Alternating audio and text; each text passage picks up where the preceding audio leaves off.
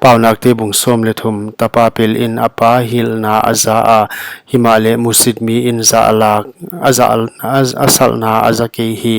min akam ga in hoi ane ding hi himale lepcha mi kha in yam gamna ane ding hi kwa pe akam wang in ahin na avom a himale kwa pe amuk te hongza in sia na ane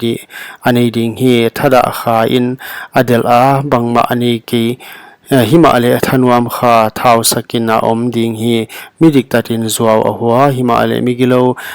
huat huai a hi zumna atung sakhi lampia mitang ama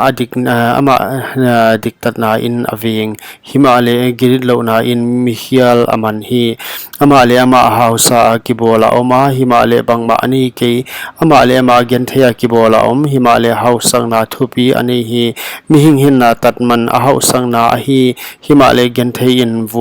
vawlau na azake hi midek tat wag na akipa ka himale migilo khon wa ka kithat hi kisak thei zia kin kisel na kya ahong a himale hoi taka thuhil pilna hi bangwa alowa hausang na mu akyam ding himale sepgim na zia ka lakhom apung ding hi lamet na hal sotin lungtang kitchen saka himale de ahong tun chiang in hin na sing a hi kwa pe uthu musitin atunga siana atun hi himale kwa pe uthu boy ki ta kwa pe uthu pia ki ta akipa aman piakin a om ding mi pil dan hinna tui kho ka hi sina thang te akipan paimang na ding thei siam na hoi in de sang na apia himale lepcha mi lampi aphok hi mi pil wang pe ma in thei ina to na asema himale mi hai in diklo na athe zak solta gilo hoilo apu ka himale palai muan huai damna a hi gen theina le zumna bol hoina nial kyanga nial bol hoina nial kyanga om dia himale salna limsak zata kina om ding de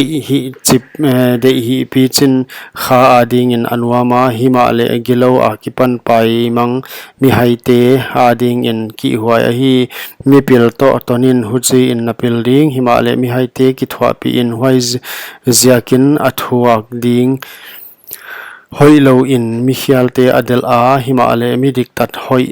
thuk in a om ding hi mi hoi in golwa atale tute kyanga anut siat mihial hausang na mi diktat adia kholkhomina om hi genthei lo kho na antampi a om himale diklo na ziakin suksia tina om hi kwa pe chiang zanglo atapa kwa pe chiang zanglo atapa amu kwa pe chiang zanglo in atapa amu da himale ama itin ama thanuam takin asoizel hi midaktatin akha